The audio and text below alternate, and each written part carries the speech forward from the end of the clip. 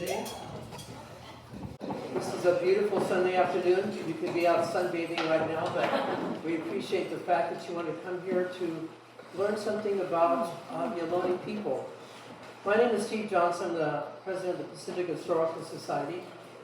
And this is part of a series of talks we're going to be giving throughout the year, having to do not only with the history of Pacifica, but also about cultures of the local area.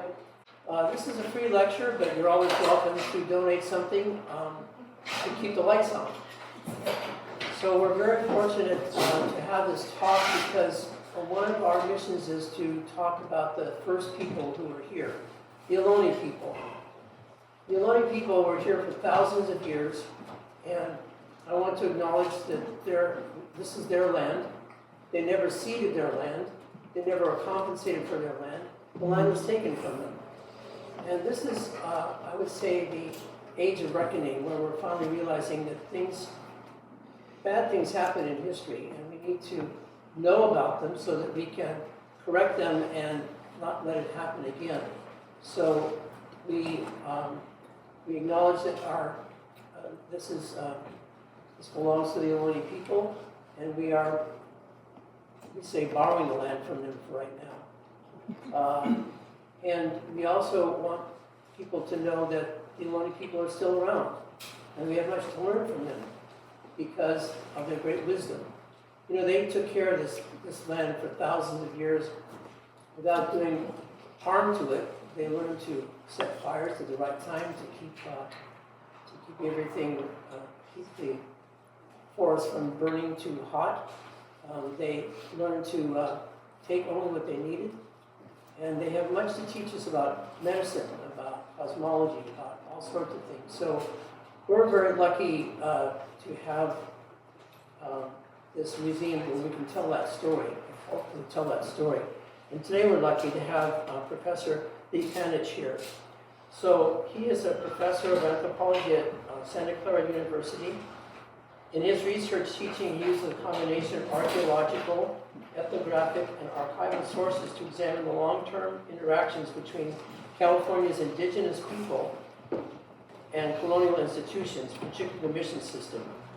He's conducted investigations of native life at various colonial-era sites, such as Mission Santa Clara, Mission San Jose, and the Ascendencia de San Pedro y San Pablo, which is the site of the Sanchez Adobe. He has a book that's coming out, We Will Receive Justice, Native Histories of the Collapse of the California Missions, published by University of Nebraska, coming out in this summer, actually. So we want to welcome Professor Panich. Thanks for coming today.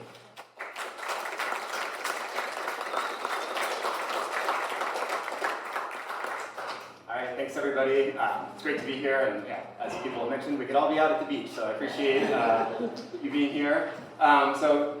Yeah, I'm an archaeologist. I'm kind of maybe a recovering archaeologist. Don't do a lot of dirt archaeology anymore for various reasons, but and teaching at Santa Clara University, we have the mission on campus. So one of the things that I've been doing with my students and is really trying to look into what happened during the mission period and what kinds of different stories can we tell using selective use of the archival record, obviously mostly written by Spanish people, and the archaeology, which is what I'm going to talk about today, kind of gives you a little bit of an unfiltered view of what happened in the past, whereas documents, as you can imagine, people kind of write their own stories, but people don't really filter their trash. So we kind of get an unfiltered view through archaeology. So I do want to just mention at the outset that I'll be talking a little bit about the work that was done at the Sanchez Adobe, and that work did primarily, the part I'll be talking about was there was a construction project that hit part of the mission era cemetery there. So I'll be showing some images of some of the things that were buried with people at the cemetery. All of those things, including the ancestors that were disturbed, have now been reburied at the site. But the images are used for the tribe that was the state-appointed most likely descendants, and this is a big process, but I'll just mention that they were very supportive of the archaeology, given that what they really wanted was everything to be reburied, but before it was reburied, they wanted to learn as much as they could about their lives of their ancestors that lived at that site. And I will not be showing any pictures of human remains. And then I will start with some of the broader research about the missions in the Bay Area, which is largely talks about work I've done at Mission San Jose, which is in Fremont, not in San Jose, and at Mission Santa Clara, which is on the campus of the university where I teach. And that work has been done in close collaboration with the Ohlone Indian tribe. I know some of you know Andy Galvin, and then also the Mwakma Ohlone tribe. All right, so again, the topic that I'll be talking about today is really, what can archaeology reveal about native life in the mission system? And so because I want to also be able to talk about a little bit at the end there, some of the recent work at the Asistencia of San Pedro y San Pablo, which is the Sanchez Adobe, I want to kind of limit it to two of the main things that I think are really important about the archaeology of the California missions. And one of them is that when you think about the California missions, you think, their Mission Dolores is celebrating its 250th anniversary this year. You think about, well, these are the first European places in California, right? But if you think about what life was like at a mission, there was only ever one or two Franciscans, and they were the only people at the mission that had ever stepped foot on the European continent. They were, from Spain. So there was one or two missionaries. There was a handful of colonial soldiers. These guys were all coming up from Mexico. They had mixed indigenous African and European ancestry. Most of them had never been to Spain. They were born here in the Americas. And their families, who often a lot of the colonial soldiers married native women.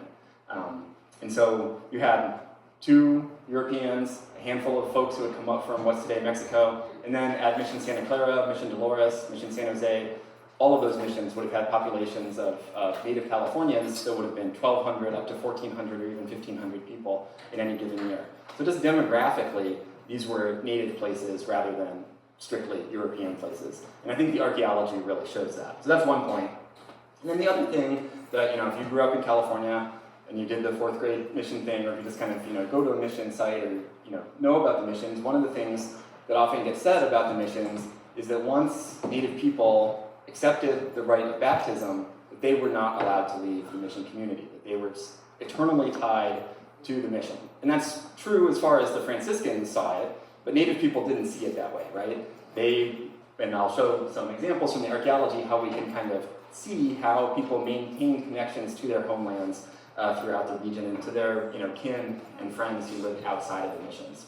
So I'm going to kind of set it up with those two topics and using mostly information from Mission Santa Clara and Mission San Jose, where I've been involved in research for longer than I like to think, but since 2010. And then kind of finish it off looking at the recent archaeology at the Sanchez Adobe and how it kind of ties into those themes. So, as I think is obvious, we're talking about the Bay Areas of the missions of the Bay Area, sorry. And so if you aren't familiar, this is kind of the colonial era landscape, at least from the point of view of the Spanish. These are the major Spanish settlements. We've got the Presidio, the Mission of San Francisco, Mission Santa Clara, Mission San Jose, the Pueblo of San Jose, which is also founded in 1777, along with the Mission of Santa Clara, and of course, the Asistencia, which we'll talk about. So, in thinking about the missions as native places, as archaeologists, how do we really see that? So, you speak about California mission sites. I was just at La Purísima a couple weeks ago. If you've ever stopped there, even going back to the Depression, the CCC, as part of the Make Work programs, went out and they helped restore a lot of the missions, especially the ones that are state parks today. And when they did that, they were really focusing on the colonial architecture. They wanted to restore the mission churches, the friary, the granaries, all of that, because that was kind of their vision of what a mission was, kind of a Eurocentric vision. It's only really been in the last 20, 25 years that archaeologists have really started to look more carefully at the native residential areas of the missions, what were called rancherias by the Spanish. And part of that is, unfortunately, or it's kind of a double-edged sword, part of that is because of huge construction projects. Like at my campus at Santa Clara University, between campus projects and private development nearby campus, since I've even, let's say last 25 years, I've worked there since 2010, there's been 7 city blocks that have essentially been leveled and rebuilt. And when they do that, they have to do all the archaeology, and there's been more than that, but those 7 city blocks are within the area of the native rancheria or the native neighborhood of the mission. So we know now more than ever about how native people were living in the missions because we have this insight into their daily lives. So these are just some pictures. The top 2 from Santa Clara. The one on the left is a a native style dwelling. So we tend to think of like the adobe barracks. If you look at the image below, it's a little blurry, but that's Mission San Jose. The mission church is in the background, and then you've got these barracks kind of coming toward us. Those were where native people lived. But there was never enough of the adobe dormitories to house all the native people. So native people lived, some of them, especially the new arrivals, in their traditional style dwellings that would have been made of tule in this area. And you can see off to the very left in the lower image an example of that. So this is from 1822. Way at the edge of that lower image is one of these native style dwellings, or possibly a sweat lodge, hard to tell. But this is what they would look like archaeologically in the upper left. Very hard to find because these were ephemeral dwellings. You could inhabit it for maybe a year or so. So it's very hard to find, especially in a traditional approach to archaeology. You can really only find these when you're taking down a huge area, which again, double-edged sword because you're destroying the site. The other picture is an adobe barracks. This is part of a building that's still standing at Santa Clara. It's built in 1792.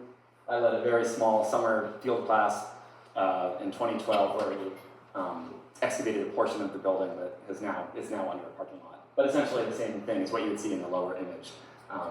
Adobe dormitories where native people would have lived. So these kinds of sites, for us as archaeologists, are super exciting because this is where we get to see what people were doing in the privacy of their own homes, away from the Franciscans, away from the soldiers. And again, as you can imagine in your own lives, there's things you do in public, there's things you do in private, and especially in a situation where you had the Franciscans essentially trying to convert you not just to Catholicism, but to European, kind of into a European peasantry. This is exactly where you would see evidence of people not doing that. So what do we see? So one of the things we see is, in evidence of daily life in these neighborhoods is gaming.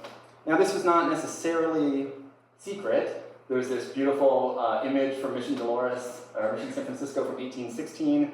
It's the same artist who did the people on the Thule boat, and that was the opening slide.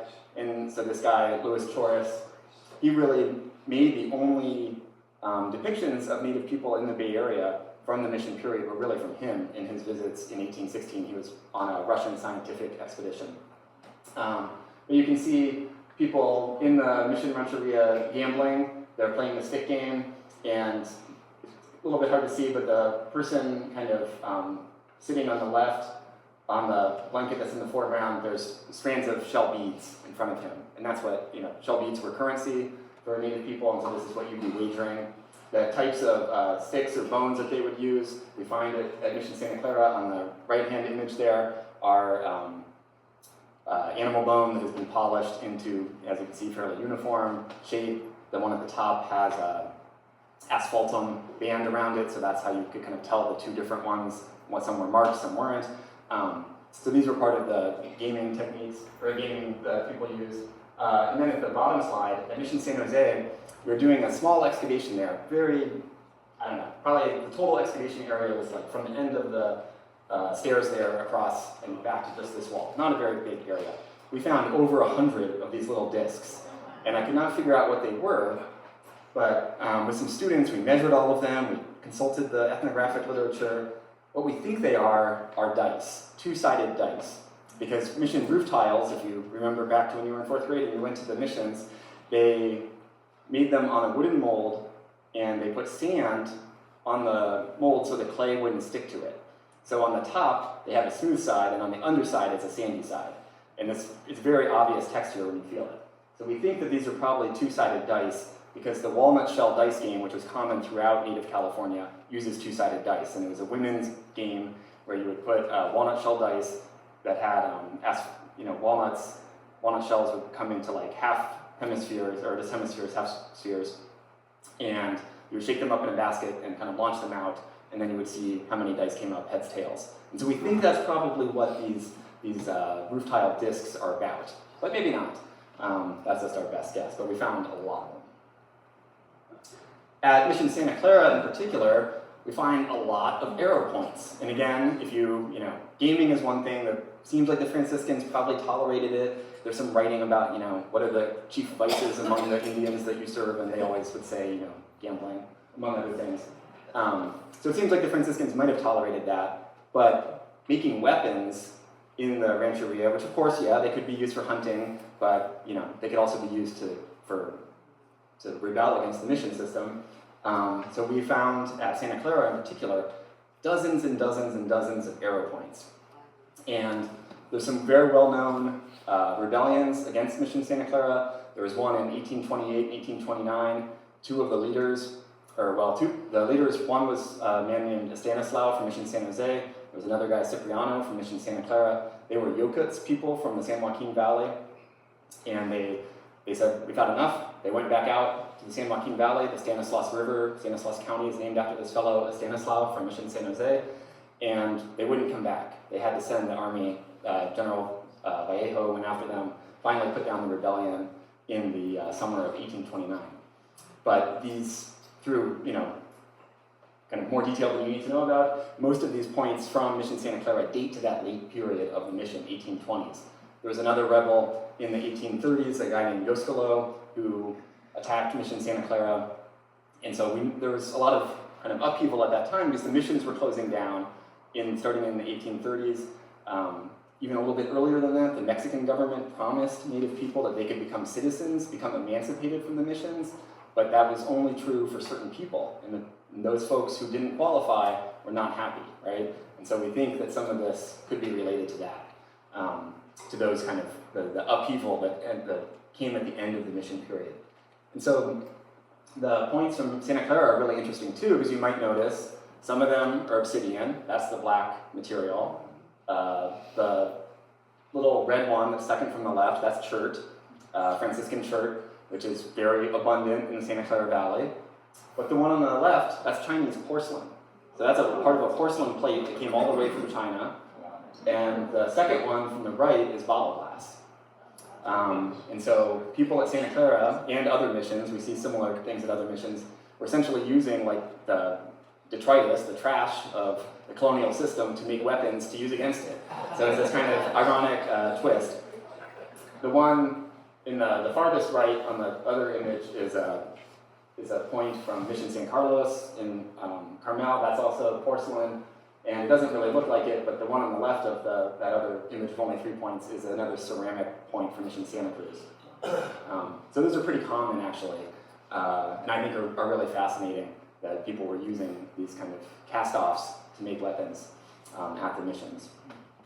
And one other thing to mention, just since you might notice there's a lot of variety in how these arrow points look. So that last one, the green one, that really only appears at Mission Santa Clara. There's about 20 of them from Mission Santa Clara that look like that. They kind of look like Christmas trees. They've got all those notches on the side. And we found one in Mission San Jose. There's a couple from the Central Valley from archaeological sites, but where we have also seen them is in an ethnographic collection in St. Petersburg, Russia, that was collected in 1841, and we know the exact village from where those points came from, and those people were at Mission Santa Clara and Mission San Jose. So it's like kind of a little bit of serendipity, but we're able to probably say with some certainty exactly where those points came from. Whether or not that style was invented in the missions, and those were people that went back out to their homelands, or vice versa, we don't really know. But it's pretty cool. So other things that kind of get to this idea that the missions really were native places are the other things we find are plant and animal remains. In archaeology speak, that's zooarchaeology is the study of animal remains, and archaeobotanical is about plants. But what we find are, you tend to think of the missions, all right, so they brought corn, they brought wheat, they brought a ton of cows. And so you might think, well, that's what people ate there. And by and large, we find a lot of cow bones. But think about how big a cow is, how many bones it has, and there's a lot of them to find.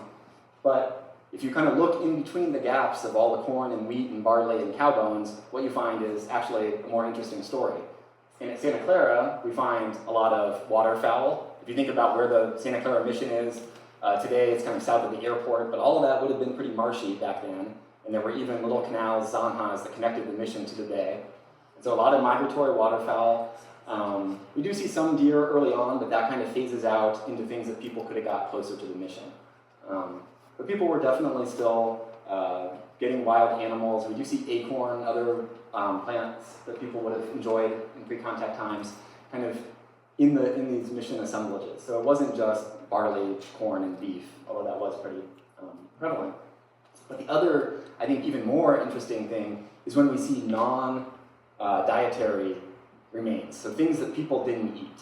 And so in the upper left-hand corner is a raptor talon. It's probably golden eagle. Native people didn't eat golden eagles, but what they did was they would catch them when they were little, and they would raise them up for feathers for regalia. So it was kind of a sustainable practice of having feathers. You didn't have to kill an adult eagle, but you could have eagles that were essentially like pets, but could produce the feathers you needed. And so we think that could have been happening at the mission because we found this, and this isn't the only one, but people, we find these talons occasionally in mission deposits. And the other image shows tobacco seeds. And so, click back a couple slides. So the image on the upper right, this little corner of this adobe barracks, we didn't actually find much inside. The interior rooms, people kept them pretty clean. But off to the left, what we can't see was a giant pit feature, a giant pit that had been filled in that we excavated part of. And in it, we found thousands and thousands of tobacco seeds. And so I have a friend who was at that time at UC Berkeley and has worked extensively with the Amamutsun on some of the fire ecology stuff down at Año Nuevo, if any of you are aware of those projects, but really is interested in the ethnobotany of native California.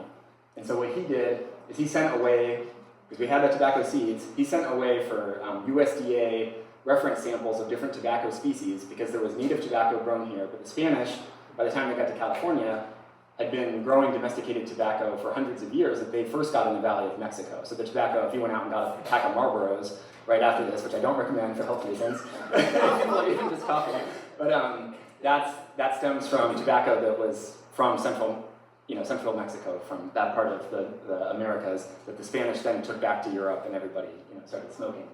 So we were unsure, were the tobacco seeds from the mission, was it domesticated tobacco that was brought by the Spanish, because they also used it as an enticement to come into the missions, or was it locally sourced wild tobacco? And the answer is it was a little bit of both.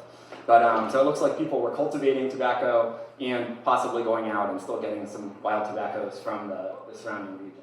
So pretty interesting because, tobacco, like then as now, people used it recreationally, but it also had a very important ceremonial purpose.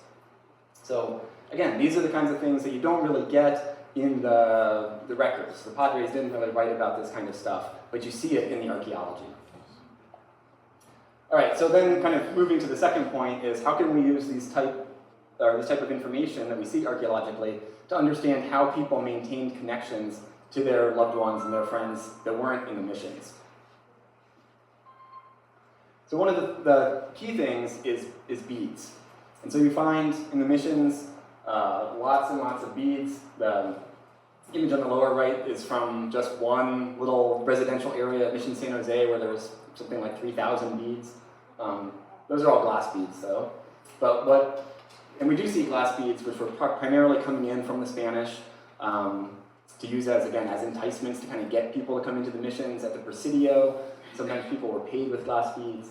But basically, at least until the 1820s or so, the Spanish are the only source of glass beads. And we see glass beads at native sites way outside the mission. So those are going out of the missions. But we can also think about what's coming in. And so we do find a lot of shell beads at the missions. And we know just from kind of regional archaeology throughout California that there's, and this is going to get a little technical here, but there's basically, we find 3 different types of shell beads. And some are made from the olive snail, what's called olivella, and you can find those on the beach right here.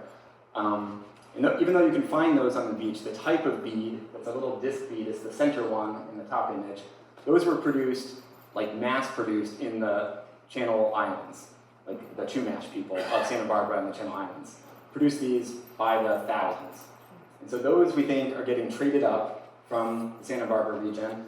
But the other kind of, as are abalone epidermis beads. So if you think of a red abalone, it's got that iridescent inside and it's got that kind of, on the very outside, it's got kind of a gray or silvery kind of crust.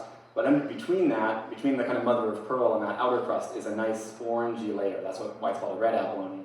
And so people in the Chumash area also made beads out of that. So that's what that orange bead is. And those are pretty much only made there. And then the other big bead is a clamshell bead, and those were made up by Santa Rosa. So Pomo and Coast Miwok people made those, and those got traded down. But what's interesting is in the Ohlone area, you hardly ever see clamshell beads before the mission period. So those weren't their traditional beads, but during the mission era, things got moved around enough that you start to see those quite a bit down here. So you can learn a lot about who was connected to who just from the beads, even though it's a little bit of like a dark art to like learn all the different types and stuff like that. But it is, I think, pretty fascinating because who would have guessed that Ohlone people living at Mission Santa Clara, Mission San Jose would have had these long distance connections to other Native people, hundreds of miles away. What are those other two beads? Oh, the other two, sorry, are glass beads. So the farthest right is just a white glass bead. That's pretty much the most common kind. We think it's the most common kind in Central California, and we think that's because people value that color, white. In the Chumash area, the red ones are the most common. And we think, again, that's a cultural preference. And then the next one over is it's a red bead that has a green core. The green isn't really showing up, but also a pretty common mission era bead. In glass. Those were made in Italy. And so another way we can see these external connections is through obsidian. And so obsidian is naturally occurring volcanic glass. You got some examples up there. But from an archaeological perspective, what is super awesome about obsidian is that each volcanic event that produces obsidian has a unique chemical signature. So you can analyze obsidian artifacts like arrow points or even just the detritus from making arrow points, and you can figure out exactly where it came from on the landscape. And there's something like 50 obsidian sources in California. So it's a little bit of you kind of match them up, but you start to know like which ones you're going to expect. So at Santa Clara, from the Rancheria area, the native residential area, we did a study a number of years ago where we looked at over 1,000 obsidian artifacts. And this is, again, kind of getting to the scale of those construction projects. In the year, let's say, I moved to California in 2002. In 2002, you could have held all the obsidian from all the California missions in your hand. There was maybe 40 pieces. In this one giant construction project at Santa Clara, we had over 1,000. At San Jose, a much smaller construction project, we had 1,100, so even more condensed. And so if you look at the patterns, almost all of it is coming from the North Bay. So the predominant source that we see in the Bay Area is the Napa Valley source. This is right near St. Helena. So if you go up to wine country, Silverado Trail cuts right through it. You can pull over and get huge hunks of just geological obsidian out of a road cut. And I've done that and gotten yelled at by highway patrol, so I don't recommend it. But that's where most of it was coming from. There's another source called Annandale that's in Annandale State Park in Sonoma County. That's kind of the second most prominent source. But at Santa Clara, we also, about 10% of it was coming from the Eastern Sierra. If you've ever been to the ghost town of Bodie, that area has a source called Bodie Hills. And then Casa Diablo is just a little bit south of there. So about 10% is coming from the Eastern Sierra, which is pretty important if you think about those connections. Strangely, at Mission San Jose, none from the Eastern Sierra. But it's a little hard to tell on the map because it's blurry, but the Napa Valley source is in Wapo country, the Annandale source is in Pomo country, and Bodie Hills and Casa Diablo are they're past the crest of the Sierra. So none of those groups where those sources are were ever in the missions, at least in the Bay Area missions. And so these show, again, these big, wide-ranging external trade connections that Ohlone people had to folks living outside the missions. And then lastly, we can kind of cross-check this with the documentary record. So one of the things that's really fascinating, at least at Santa Clara, for me and my classes to teach students about this, is we have all the original sacramental records at Santa Clara for the mission. So this is all the baptisms, all the marriages, all the confirmations, which hardly anybody ever looks at the confirmations, but then the burial records. And so went through the burial records trying to think about how people kind of negotiated this inevitable fact of life, the end of life at the missions. And I was kind of inspired by some work up at Mission Dolores by a religious studies scholar named Quincy Newell. She has a book, it's probably about 15 years old now, but it's about Mission Dolores. And what she found there is that people from Mission Dolores were leaving to give birth, were leaving to die. And so I wondered if that was true at Santa Clara too. And what I found was, yes, it was. So there's about 7,600 Native people in the burial records for Santa Clara, and of those, about 8% died and were buried outside of the mission. Or, well, died outside of the mission. A certain subset were actually brought back to the mission for burial. Some were just happened to be at the Presidio or another mission when they died, or maybe they were prisoners at the Presidio, something like that. Like I said, there was a not insignificant number of people who died outside of the mission and whose bodies were brought back for burial at the mission, but 433, about 5%, died out in their ancestral homelands and were buried there. And you can even see in the burial records that sometimes it will say that they were possibly cremated, which was against Catholic doctrine at the time. So the missionaries were pretty worried about this. So this is what the burial record books look like. Each kind of horizontal demarcator in the margin is one person. This is a close-up of a woman named Amadora, who was the 5,395th burial at Mission Santa Clara. And you can cross-check these with the baptismal records that give their native names. So her native name was Hayulote, but it says there in Spanish, she was on Paseo in the Tulares. So the Tulares is just the name the Spanish gave to the Central Valley. But Paseo was like a furlough. And so as early as the 1780s, Native people in the missions here in California demanded the right to be able to go home to their ancestral villages. And so the Spanish had to implement this program that they called Paseo, which just means pass, really, or kind of walkabout. And so if you read Spanish, you can see there, it says that this woman is on Paseo in the Tulares. She died there and was buried there. It says it's very far away. She was buried there by her Christian relatives. So the Franciscans were very careful to note, if they got a Christian burial or not. So it's kind of a fascinating look into that. But just the fact that so many people went back to their homelands to die, I think also kind of gives you a sense of the importance of those connections. All right, so now I want to switch gears and kind of look at the Sanchez adobe, what at the time was called the Asistencia de San Pedro y San Pablo. So Asistencia is just a word for like a mission outstation or a sub-mission. The San Pedro and San Pablo was founded, we think, around 1786. That's when it starts showing up in the mission records. So that's about 10 years after Mission Dolores was founded, Mission San Francisco, with which it was associated. And if you think about where the mission is in San Francisco, it's not a great place to grow things, right? And so that was partly what was going on, is that they found it very difficult to grow enough crops to support the mission population in San Francisco. And the other part was the native people living out here on the coast didn't want to go over there. They didn't want to go to the mission. And so the Franciscans thought, well, if we put this kind of sub-mission closer to their homes, it'll kind of fill two purposes. It'll get people baptized, and it'll help us grow the crops that we need. So over the next few years, it expanded from just kind of this small outpost to almost like a full-size mission. It had at least 3 arms of a quadrangle, which you can see in the painting there. We don't really know for sure if Native people lived there year-round, but probably, or maybe. And it had a cemetery. And so on the right is just a picture of some archaeological excavations in 1990. Over the years, some of you may have been part of this or remembered when this happened, there have been a number of excavations there, and they, in some cases, used backhoes to expose the foundations of the mission period quadrangle. So the standing Sanchez adobe is that white rectangle on the top of that image. It probably covered one wing of the original. But that adobe, we think, was probably built in the 1840s. And so the other wings are, I'm trying to get my orientation right, I guess to the south of the standing adobe. And they've all been exposed archaeologically. And they did a lot of this with backhoes, which is not how you want to do it. It's not a very sensitive technique for digging. But somehow, they had never hit the cemetery. But in 2018, County Parks was, when they were putting in the new museum, to get the utilities to the museum, they hit the cemetery. And it's right there. I mean, it's amazing that it was never discovered before.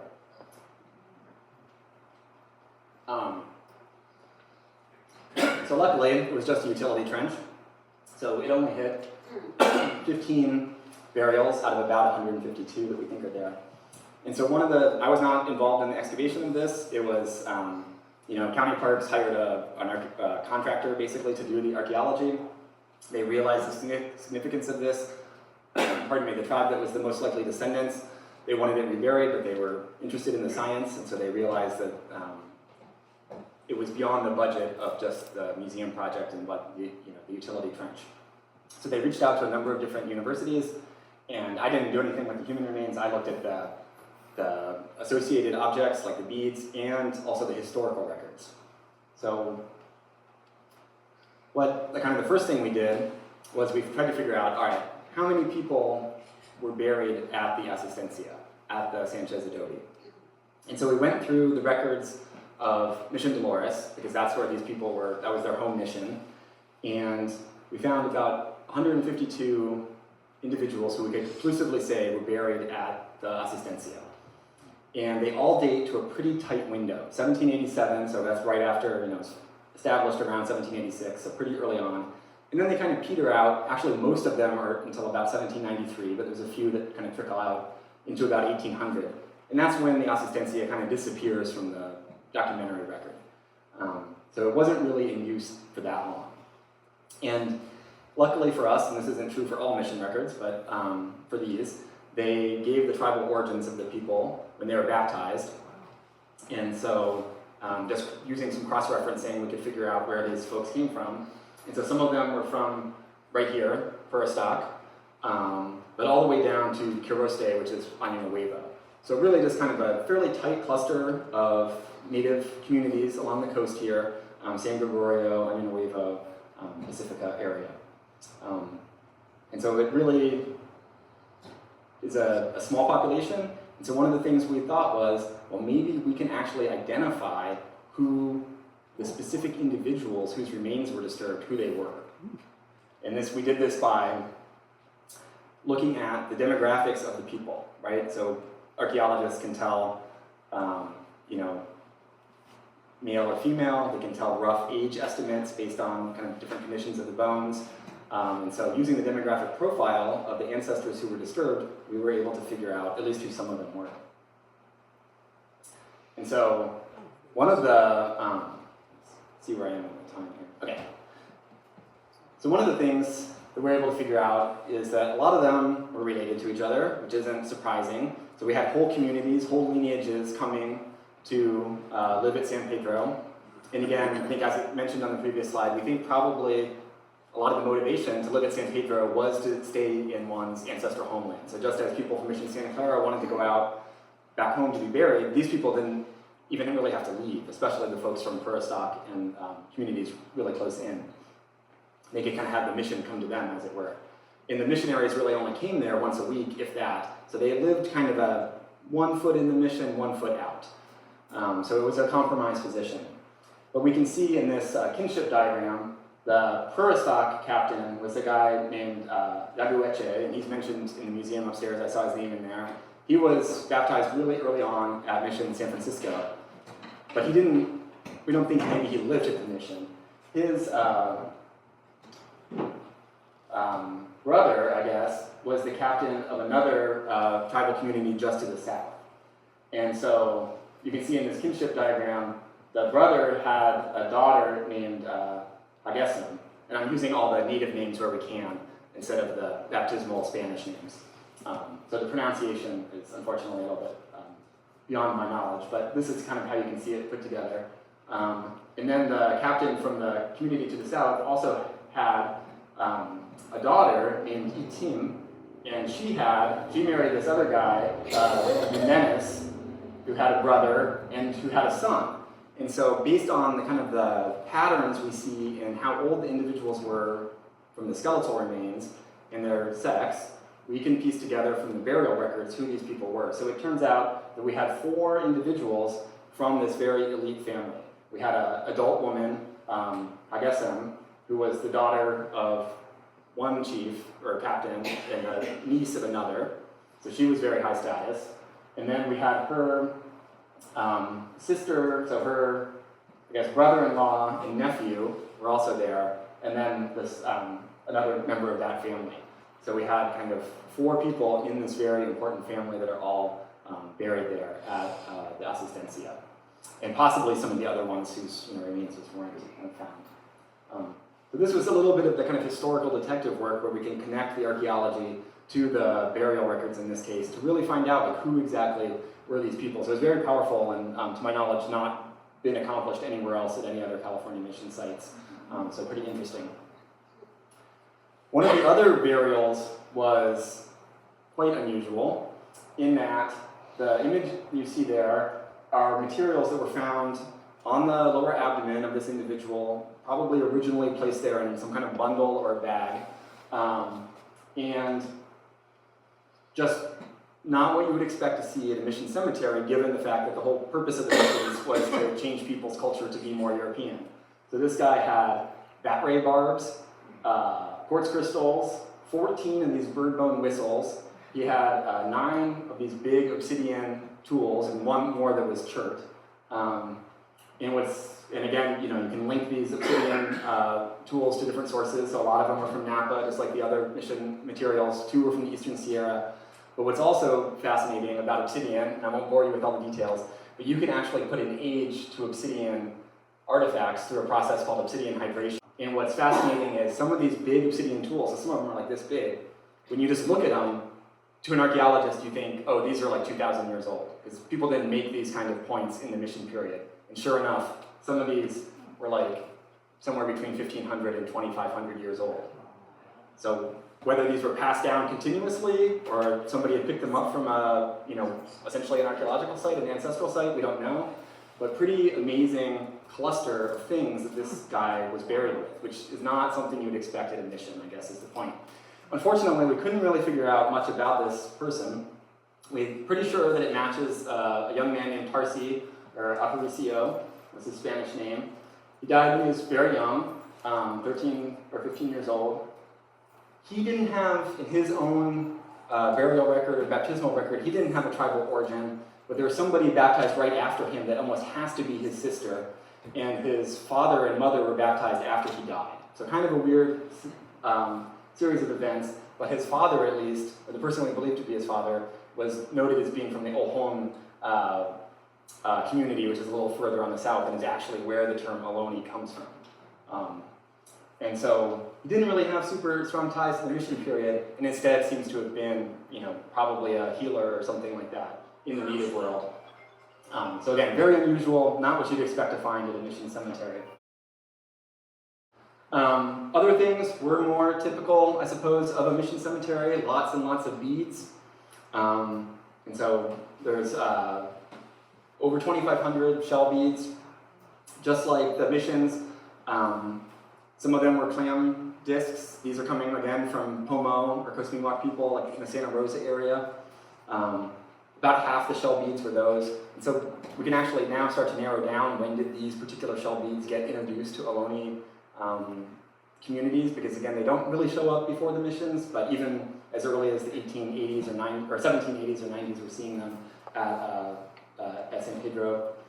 Some of them were whole olivella beads, like this style bead here, not coming out great in that picture, but these are just whole olivella shells with the spires ground down so you can string them. You can find olivella shells like this on the beach here, and oftentimes if they're waterborne, the spires are already gone, so you could use beads you find at the beach or shells you find at the beach as beads. So we think these are probably local. Some of the other olivella beads were the kind that were coming from the Chumash area, and then some of those red abalone beads as well.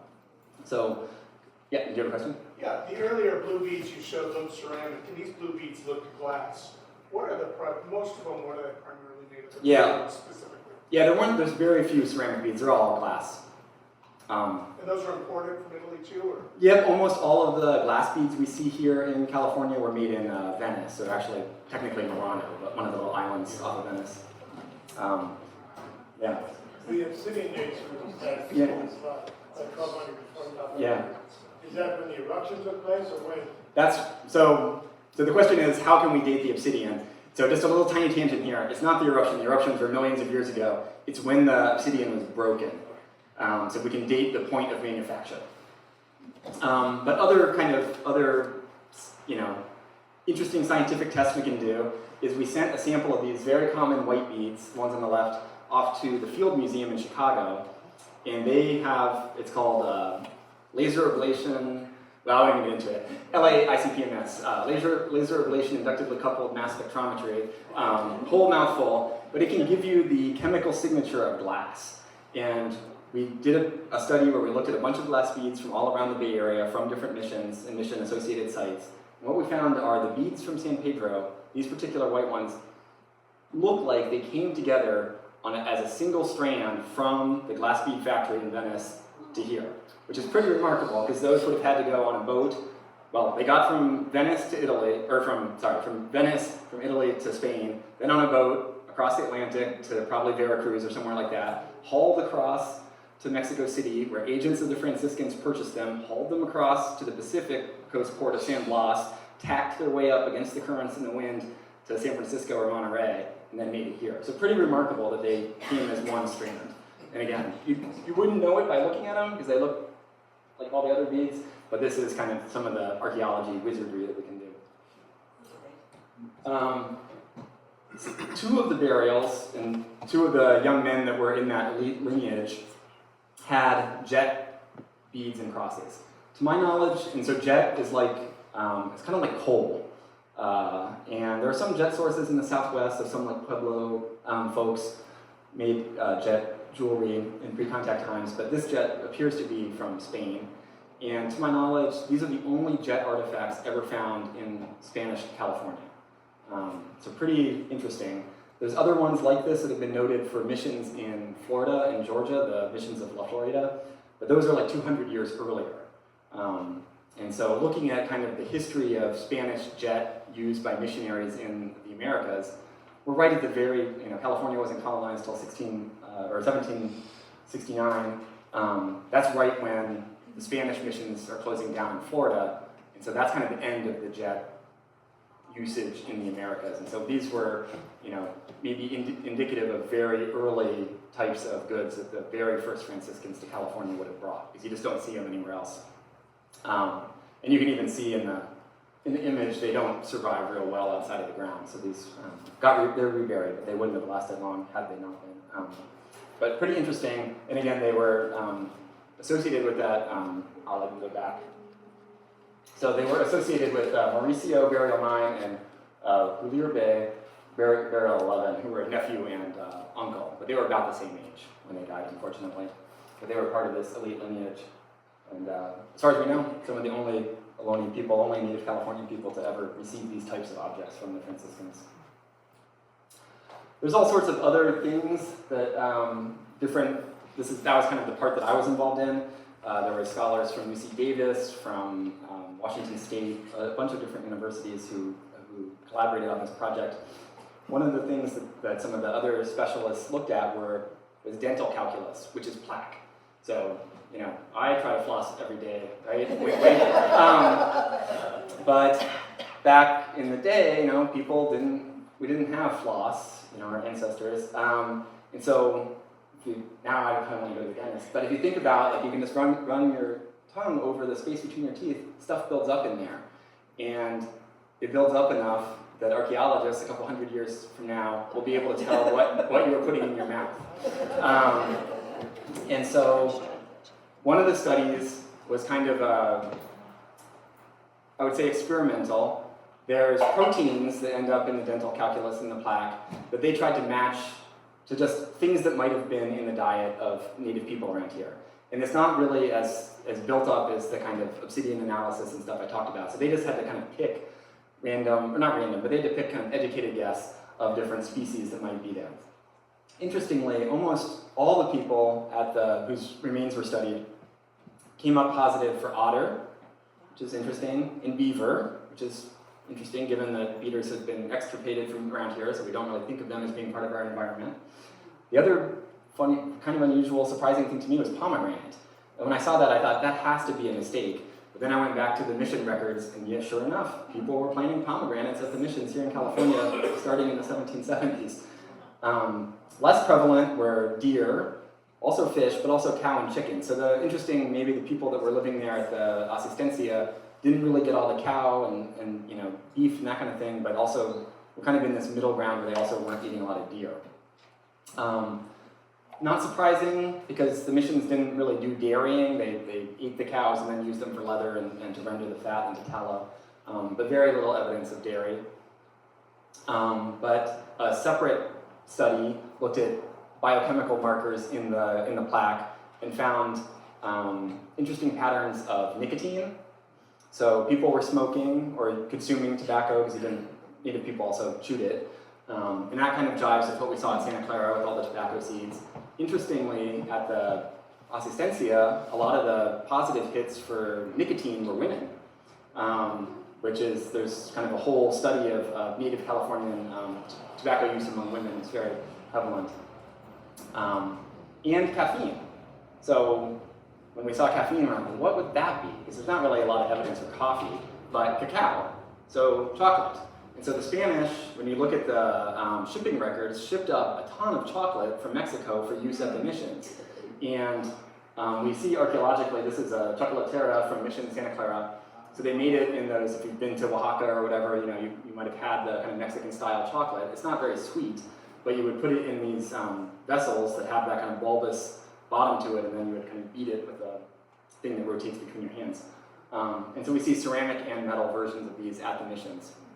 And what's kind of fascinating, and I tell my kids about this, is that it wasn't something that children consumed. So only adults came back positive for caffeine, probably from chocolate, because it was, an adult thing. It wasn't like now where it's mostly for candy, it's mostly for kids, right? This was different. So it was kind of a high status drink, right? It was you would have the chocolate. But the flip side of that was you prepared it in these copper vessels, and so a third, more specialized study looked at heavy metal exposure among these individuals, and we do see, compared to a pre-contact baseline, and they also compared it to like Gold Rush San Francisco to kind of get a sense of like where people were in this spectrum of exposure to heavy metal. You did not want to live in Gold Rush San Francisco. Mercury was off the charts. But nobody at the Asistencia had mercury exposure, but a little bit of lead, which might be from lead-glazed ceramics. So if you think about Mexican ceramics, even today, you can go to some villages and buy lead-glazed ceramics, which I wouldn't recommend eating on or cooking in. But those were prevalent in the missions, and some were even made here, but probably after the Asistencia closed. But a little bit of exposure to lead, but a lot of exposure to zinc, iron, and copper. And so probably through cooking implements primarily. And probably not like enough to really hurt you, but compared to pre-contact baseline where people weren't using metal at all, it's noticeable. So that was an interesting thing, and that's in the dental enamel. So you can, the enamel forms, your teeth form when you're a child and don't change over time, whereas the rest of your bones are constantly changing in reaction to the stress of your life, or not stress, hopefully. All right, so that's kind of the main points I wanted to hit, and so the overarching kind of thing about this is, again, archaeology tells a different story about the missions, about native people in the missions in particular, and about kind of the way that they sought to perpetuate their culture, to maintain ties to their social networks and families outside of the missions. And that's not something you really get, again, from the documents that the Spanish left behind.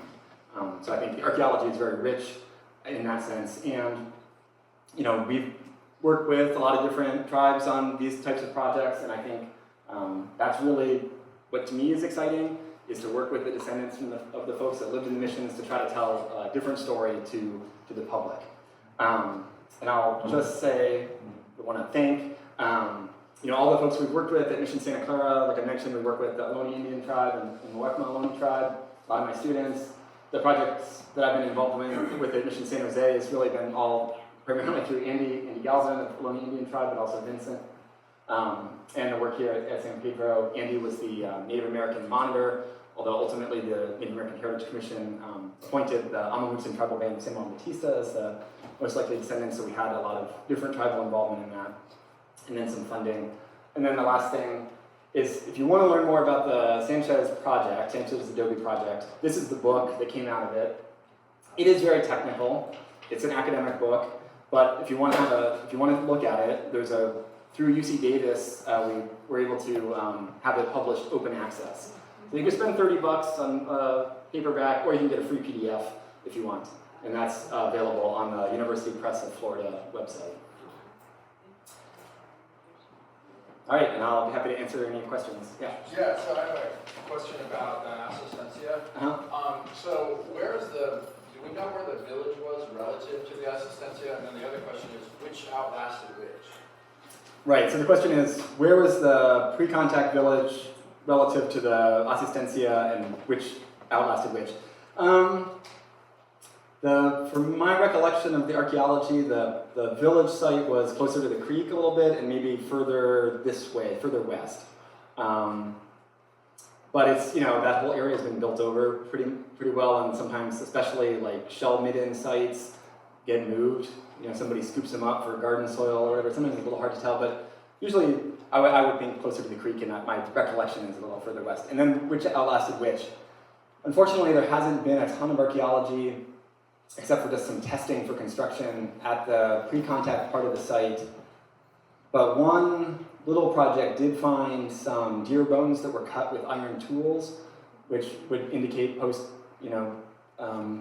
contact. So my guess is that probably the native people living at the Assistencia just continued to live there.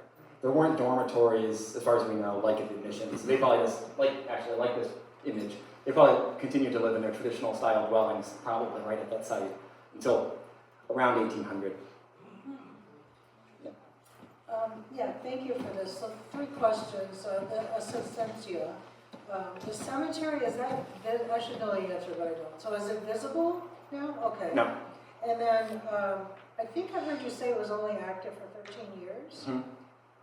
So if you could just explain why. And then the third question was Tarsi and the others, they're both burial buildings. Where are they now? Okay, so everything was reburied. So all the human remains, the ancestors were reburied at the same time that all of the associated beads and things like that were reburied at the site. But that part, and the part of the question was, is the cemetery visible? No, it's all unmarked. The reburial site, if you know, you know, but if you don't, it's not marked, that kind of thing. The other question was, how long was the site in use? So we think the site, again, first appears in the records around 1786 and kind of disappears from the records around 1800. When Francisco Sanchez got it as a land grant, it was said to be unoccupied. And so we don't really exactly know why it was stopped being used around 1800, but we see a significant dip in the baptisms, burials, and things like that associated with it around 1792, 1793. That's right after Mission Santa Cruz was founded, so we think that probably, some of the people from this area ended up at Mission Dolores. Obviously, that's where the records are. Some even ended up at Santa Clara, but once Mission Santa Cruz opened, I think coastal people could go there and not. And so that was kind of the end of it. Yeah, did you have a question? Yeah, I had a few points I Okay. wanted to mention. As a Ramaytush descendant from the village of Temectac here in Pacifica along Clare Creek, we had extended family members at Paristak, which is the village name where the adobe was built. And in your presentation at the beginning, you mentioned the Anastasia, which is from the Spanish era. Yeah. But you didn't mention the village site that historically had been in that area for thousands of years. So that sort of comes across as Eurocentric in the presentation. Also, I wanted to give a shout out to Rob Cuthrell, who I think is who you referred to as doing the research on the tobacco. I personally have worked with Rob in doing land use consultations for post-Peninsula Open Space Trust. And I found my working with Rob to be very beneficial. He's very knowledgeable. Unfortunately, he's now moved out of the area. And so I just wanted to give a shout out to Rob because he was very sensitive to indigeneity. And the third thing is I really would have appreciated having indigenous perspective included in the presentation. Yeah, no, points well taken. I think, that's a reality of archaeology. It is primarily non-native people, so how do we get that? One other thing, through my mother, I have documented lineage to 3 tribes here in Central California. Ramaytush of the San Francisco is what the tribe is referred to the whole San Francisco Peninsula. And I personally don't use the term Ohlone to describe myself because it's an umbrella over at least 12 different tribal groups, and it works as a cultural eraser because the overuse of that term, most people don't know whose ancestral homeland they're on. And so the entire San Francisco Peninsula is Ramaytush. The East Bay is Huchen. The South Bay is Tamian. Santa Cruz is Awaswas. Monterey is Rumsen. There's an Esalen tribe in Big Sur. Almamutzen are in the Gilroy area. There's also two other lesser known tribes, the Chalone and the Karkin. All of these tribal groups are under that umbrella. And so it really acts as a cultural eraser to just use that term instead of being more specific as to whose ancestral homeland we're on. Yeah, no, that's a great point. Yeah, it's a lot. There's a lot packed into the term Ohlone. Yes. Yeah.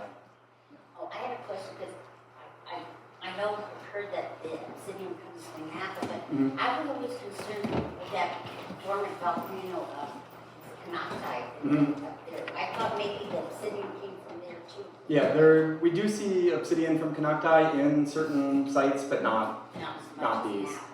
Yeah, Napa, I mean, Canocti further north, it's near Clear Lake, so Right. further north it was one of the major ones, but just you can kind of map on the trade relationships to the different, tribal groups that control these different things, and so just for whatever reason, Canocti didn't penetrate into the Bay, the south, or the southern portions of the Bay Area very much. It was more from Napa, like you said. Yeah. Well, I'm happy to, I always thought it was from. Okay, Thank yeah. you. 2 quarters mile south here, in 1967, Caltrans found the bodies of 50 Native Americans at the Pacific Quarry in what's called the Tamigtac village there. Speaking with Catholic Charities, they have 5,000 remains of Native Americans that died on the coast side here, and they said that up to 600,000 Native Americans had died. But they still hold those remains. And I talked to them 2 years ago, they said no one had ever asked to DNA type them, etc. So it might be very interesting. And an awful lot of we see in the research is post contact, like the Asistencia, which is San Pedro Pablo, is 1780 plus, but the Park Service says Spanish were enslaving Native Americans in the quarry to mine limestone to build Mission Dolores, even 6-7 years earlier. So that whole Tamigtac group got wiped out before, they were still daily, they were bringing, oxen, trip wagons full of water from down at San Pedro Creek back all the way up to Mission Dolores. So it's a really interesting history that's been kind of unexplained. And along the shores, there's contemporary accounts by Quakers showing that the soldiers were branding Native Americans with crosses on their foreheads in the quarry, which is consistent with, the Dutch West Indies slaving work. Yeah, no, I mean, there's a lot more to say for sure about the coastal area here. There was a guy named Sharkeen, I think, who was kind of a rebel who was baptized at the Asistencia here, but then later withdrew to his home village in the Santa Cruz Mountains. And so some of that, the Santa Cruz-centric part of that history, there's a great book by my colleague Martin Rizzo Martinez called We Are Not Animals, and he worked really closely with Amamutsun to kind of bring that Awaswas story out. And I'd recommend that book. It tells a lot of that history, yeah. What role did DNA play in the burial of the Jews? We didn't, that was not part of the analysis. I mean, it would have, I think there's just so many possible things that could happen, but especially some of the more destructive things, we're not, we want to be very obviously respectful of the descendants and what their choices are. Some of the dental calculus stuff you can scrape off a little bit and it's not destructive, but some of the other things would be more destructive and this wasn't that. So different, a lot of Native people don't want to do any kind of DNA analysis. Some people do, but that wasn't one of the things we did. Yeah, on that issue of DNA, I may choose not to because of concerns of how that could be used in the future and distrust of the system. But one of my first cousins did have her DNA tested. But because there's so much hesitance on the indigenous communities to participate, they don't have the base to collaborate tribal areas. When my cousin got the report back on her DNA, she got a map of the Western Hemisphere that showed southern part of what is now the United States, Central America, and part of the northern part of South America, saying that she was indigenous to somewhere in that area. So they don't have the database to be specific on DNA. What's left at the Sanchez Adobe? I mean, what do you think is there that still is to be discovered, if anything? I think, so the question is what's left at the Sanchez Adobe. I think the construction project in 2018 proved where the cemetery is. I would say that now that it's known, it can be avoided, which would be the recommendation. Based on the previous archaeology, pretty much anything else that was used in the colonial era has pretty much been either obliterated in uses after that or by archaeologists. I think you and I were talking before the event here about, you remember when they were finding like Chianti bottles in there, and there were so many post-mission era uses of that site that even some of the archaeology of the mission period, like chapel and things like that, they were finding like spark plugs and stuff like that. So I don't know that there's a lot there, frankly, aside from the cemetery, which would hopefully, now that it's known where it is, will not be disturbed. Yeah. Oh, sorry. 15 years is a really short period of time to be active. And I wondered, for example, I'd heard that measles was a really big killer. Do you have any idea about diseases and what caused people to die? Yeah, so that's a great question. So the question is kind of like, do we know why people died? And especially because, the disproportionate number of people who died in the missions were kids, which is, incredibly tragic. So, I think we're all of an age, I would say collectively, that when we grew up, people said it was introduced diseases, right? Like measles. Now, that's not wrong necessarily, but when you look at the history of California in the mission period, there's only a few epidemics. There was a measles epidemic in 1806 that was horrible, right? Lots of people died. But I think, so that didn't affect this, place. But I think what, in the last 15 or 20 years, and especially now that we've all lived through COVID, what we can, I think, more definitively say is that, because we've lived through a virgin soil epidemic, right? That's what they used to call, say measles coming to California. It was a virgin soil epidemic, no native people had immunity, and therefore, they unfortunately passed away, is, how my textbooks might have said it, in the 80s. But I think we all just experienced that. We all were, the whole world, 6 years ago this week, had no immunity to COVID, but who was most affected by it, right? I was one of the first people to get a vaccine at Levi Stadium because I was, because I'm an educator, was like high priority or something. So we were all mostly, hopefully, unaffected, but who was most affected, right? It was poor people, it was people in the developing world, and so on and so forth. So we can see that the structural kind of inequalities in society made people vulnerable. We were all vulnerable, but the people that were most vulnerable were made vulnerable by these structural conditions. So I think when you apply that to the mission period, you can see the same thing, right? You look at cholera or some of these other things that affected people. Colonists died of it too, but native people died a bit more because they lived in unsanitary conditions, because they were living in these bigger communities than they were used to, because they weren't allowed to leave, because they were flogged, and so on and so forth. We can keep going. But so it was really the conditions of colonialism across the board that made people, that either killed people outright, like labor, labor drafts and things like that, or made them more vulnerable to these diseases. It wasn't just that they didn't have immunity, if that makes sense. So I think, one of the early anthropologists who looked at the burial records associated with San Pedro kind of hypothesized that there might have been some kind of epidemic in 1792, because you see a big uptick in burials then. But there's no other evidence, like corroborating evidence from other missions. So, it's hard to say, but it might have just been that was like, it took enough years for people to kind of feel the effects of living there, and that's when the tipping point was. It's hard to say. Yeah. Yeah, I wanted to add to that about the diseases. Yeah. And that they were locked into these dorms at night with large groups of people, poor ventilation, and you're locked in with people who have contagious diseases. Exactly. Another point I wanted to make was about the massacre site that is here in Pacifica. And in that massacre site was also unearthed clay pottery. So at the time I learned about it, I talked to 2 archaeologists that I've been working with, Rob Cuthell and Mark Hackelman. And both of them agreed with my assumption that this massacre was post-contact because of the presence of pottery cookware. Oh, somebody else over there? Yeah, Sheila. Great.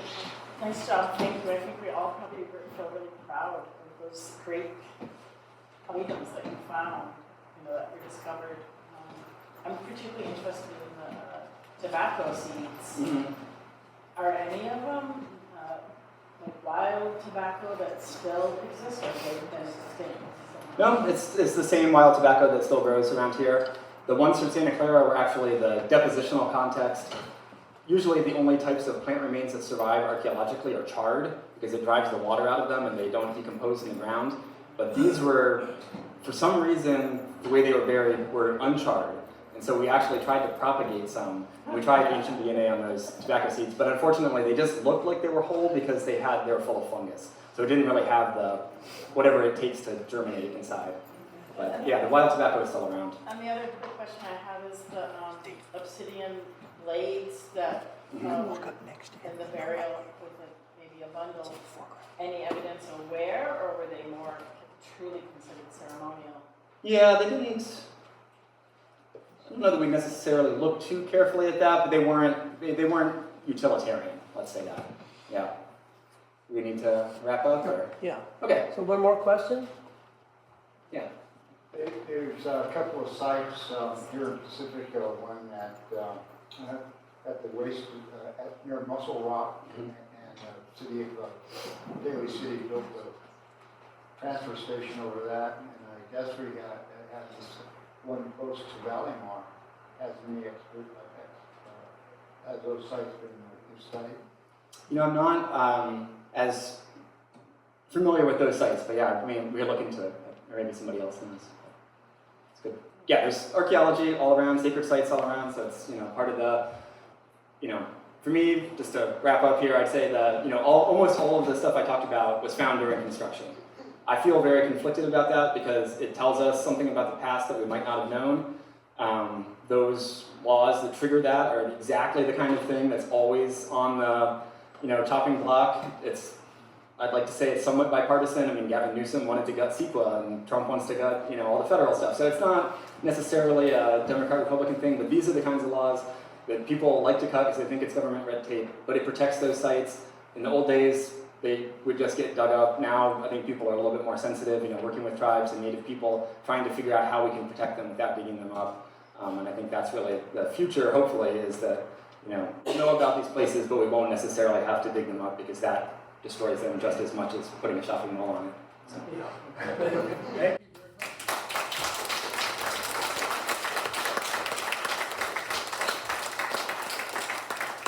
Well, we want to thank Lee for coming here today.